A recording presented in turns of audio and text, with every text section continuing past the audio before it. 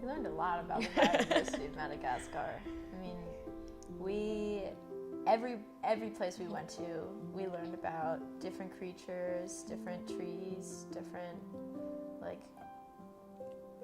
plants in general.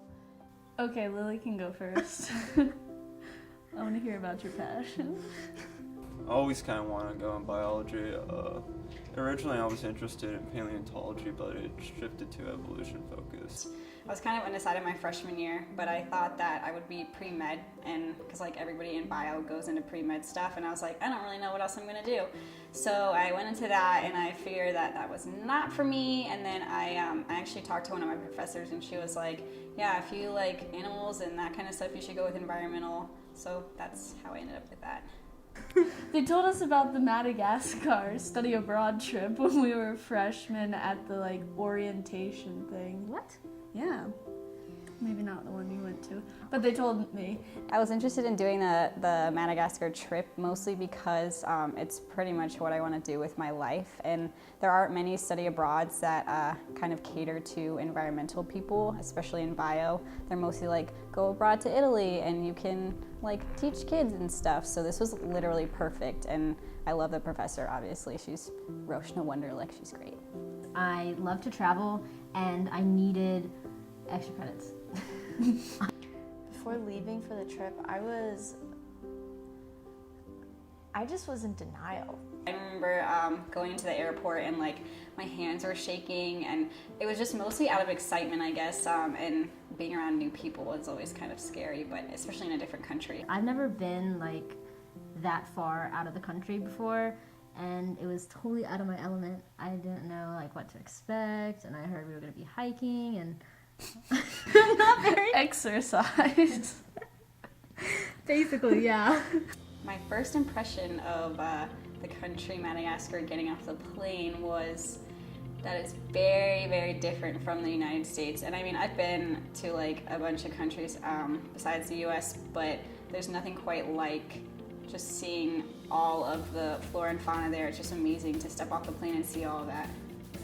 Once we were flying over Madagascar, it hit me that it was completely different because you could look down, I mean, just the terrain itself was different, but then you could see their houses and you could see all of their clothes. It's really sad because it was like extremely poor, and everybody was just like walking around in rags. There was one day when I went to the grocery store and I bought some bread for myself, but then some kid came up and asked for a slice of bread. And then like suddenly there were all of these kids around me asking for food, and I realized like not only that like there was an extreme poverty problem, but I could not help it at all because I was like, I can't feed all of you. How I felt about the food.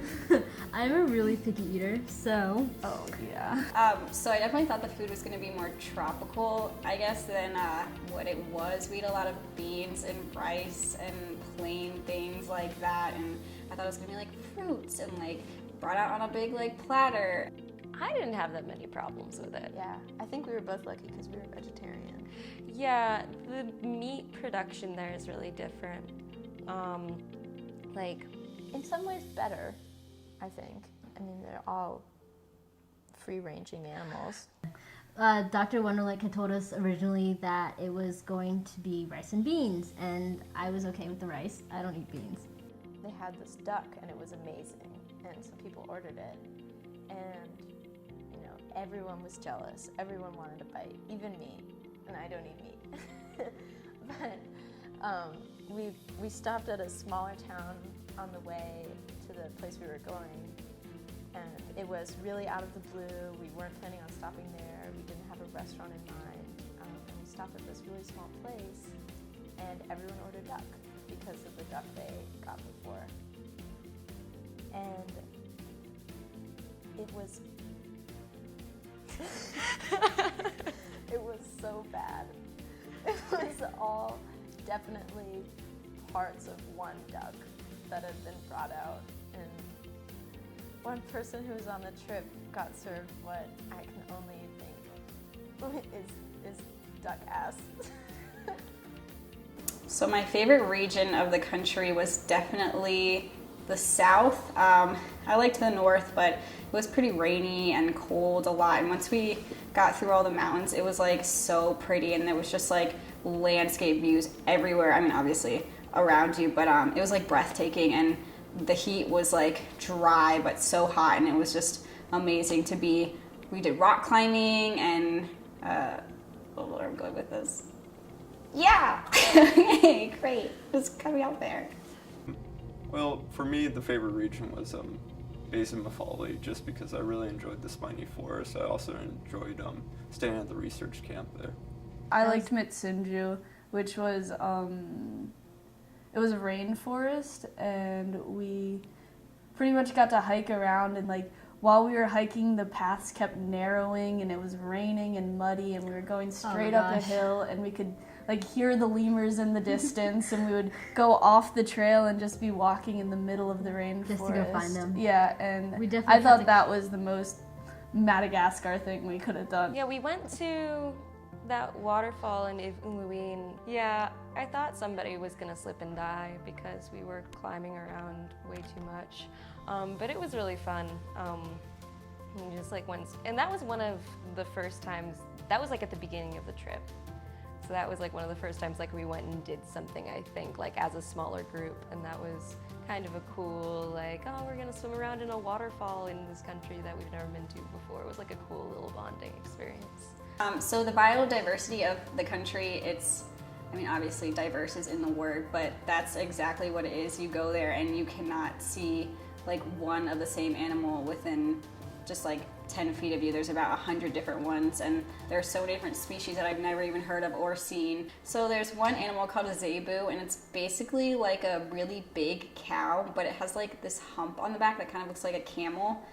They're pretty cute, but oftentimes we would look at them and they would charge at us, which was alarming. The most interesting species for me ended up being some of the ewe lemurs, or some, like the red-bellied lemurs, and maybe just because I ended up staring at that lemur, I just liked those the most. I loved seeing all the chameleons. And yeah, and then we went to this one place, and we were all, it was like in the, kind of like in the zoo. I think it was in Oh, that was in Interviewees. Yeah, and we were all in like this little area habitat thing, and we were trying to find the chameleon, and we saw one. We found it, and it was like, you know, like maybe this big. Or was it smaller? I think it was smaller. It was like that big. Yeah, we were all like, oh my gosh, it's so cool. And then he kind of turns around and has like the one that's like twice its big, and we're like, oh, yeah. So that was cool. Chameleons were cool. Yeah. Lemurs were cool too. I mean, yeah, I guess. My favorite species that we learned about and also saw pretty much everywhere were the chameleons, just because there were so many of them, and I've never actually seen one out in the wild, but they were literally everywhere you looked, in the rainforest, in the south. I liked the plants the most when it came to like, because I don't know, I love frogs, I love lemurs and all that, but like I loved learning about the uses for all the different plants.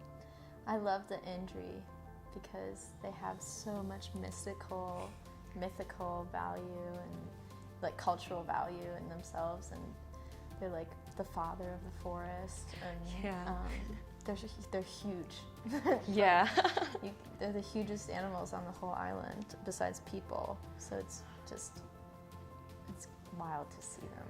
None of the lemurs looked real to me. Yeah. Like they all looked like puppets, like stuffed animal puppets. They kept going, oh, this is an actual animal I'm looking at. They were gorgeous. Kate, our interviewer, and me and Casey went for a night hike one night to went down to this dried up riverbed to see the stars, because the stars were incredible, and we wanted to go to this riverbed because we could get a 360-degree view of stars. And we got down there okay. It probably took us about like 10 minutes to walk down there. And then we decided to head back, and after about 15 minutes of walking, we realized we hadn't seen the park yet. And we could not find our way for the life of us, and we could not figure out how to get back. So then we were just wandering around, and we ended up off of the trail, and we were calling out, and nobody was answering.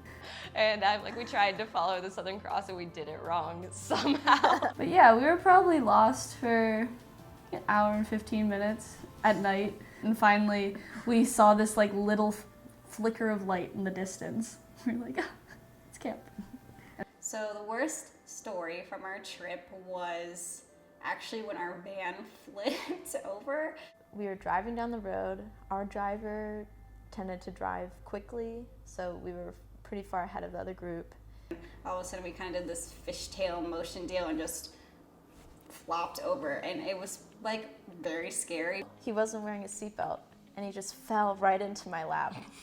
And I was sitting sideways, like, I was sitting sideways with this man in my lap, and he was so afraid, and I was so afraid, and neither of us knew what had happened. And, I immediately yelled, "Is everyone okay?" Just to check with everyone in the back, and everyone was fine. But it was just so startling. But I got to do something that I've always imagined doing, which is climbing out of a car that's turned over through the driver's seat window. not going out a lame way, just like climbing out of a car and jumping down from the roof. The moment that probably had the biggest impact on me was when we were in the south at the reserve, the Base of Mafali Reserve, actually. We got to do a lot of surveying of the populations of lemurs that were there, and I thought it was pretty cool that it was a pretty safe place, so we could walk around by ourselves and we could go out and just take our binoculars and go find a family of lemurs and take notes about them and figure out which lemurs they were and if they were marked or if they were new ones. And we would go survey them in their natural habitat, which is really cool, and it definitely just kind of reassured me that this is exactly what I wanted to do with my life, and I could see myself going back and helping with the team there, and that was probably the biggest aha moment, this is definitely what I want to do. It's just work outside with animals and help conserve the species around our world. Okay, so my favorite part of the trip was this 7-hour hike that we went on to Ishalu, just mainly because I was into the groove of hiking for long periods of time, because that's pretty much all we did. And Ishalu had 3 swimming holes, and they were so cool. It was beautiful, yeah. Yep, and I got in the water, even though I had said previously that I was not going to touch the water at all because of parasites that Mary is very knowledgeable on. But I did, and it was fun. I'm still alive, no parasites. Probably my favorite story, it was probably actually when we started planning rice and everyone was freaking out because no one had done that kind of thing before. This experience definitely changed me. I mean, I took a lot for granted before I went on this trip, and I didn't even think about it. And not to brag or anything, but I like to think that I'm a well-rounded thinker and think about my life in a critical way, but I had no idea. I went to Madagascar and I took a toilet for granted, and toilet paper and stuff that's clean running water, really basic stuff. Yeah, I definitely feel a lot more privileged after, I just overall just realize, like you said, realizing that a lot of people don't have I feel privileged in general because I'm oh wow, I go to college, I have so much, and it's even the most basic things are. It also made me a lot more patient. Plans were going to fall through, people were going to be late, unexpected things were going to happen because things just don't run as smoothly. There's not the same roads, there's not you just can't rely on structures as much. One thing that the kids don't really learn in school is critical thinking. They grow up without thinking of the consequences of their actions because they can't see, if I do this, 20 miles away, a lemur could die because I cut down these trees and this is where the lemur was coming to get food, and that's why it dies. The most impactful thing I think ended up just meeting all the different people and seeing how cheerful everyone was, even though it was just so poor. Everyone at least I met was happy. So I definitely felt this whole trip made me appreciate just nature in general more as a person. I mean, I've always liked just being outside all the time anyway, and anything that has to do with nature, but it was like, it resonated extremely deeply with me to see it in a different country with different people. And I mean, just immersing yourself in their culture is like life-changing, because we were so just thrown right in. The advice I would give someone if they were to travel to a different country or with like a different culture is just to research. Write things down. Yeah. I wish I remembered more names. Do your research. It's just really simple. If you have no clue when you walk out the plane, if you have no clue when you show up, you're just going to have a bad time. Stay Have with no your group. expectations. Both of those. Pack light. Oh my god, yes. Lower your expectations. Like dramatically, like don't have any expectations at all. And then it'll all be great because It'll be fine. Yeah, everything will be fine, and you won't be disappointed by your inedible meal. Yeah. Write down names, write down even like small experiences, write down what you ate, like write down something every day because it'll help you remember things. Don't be paranoid, but be prepared. Yeah. That's good. Don't be paranoid, be prepared. Good tongue twister. No, alliteration. So there's so many misconceptions with Madagascar. I think just from even the Disney movie, people just have this idea that there are just a bunch of animals running free everywhere, but like there's people's lives there and they care about their environment, and no one really understands that until you go. And I thought that I had maybe a better understanding than some of the people that went on our trip with us, just because I'm environmental and a lot of them are like pre-med or any other kind of major. But I don't know, I felt like I had a pretty good idea of how it was going to be, and it just was completely different than anything that I was expecting. And I think going in with an open mind is the most important also.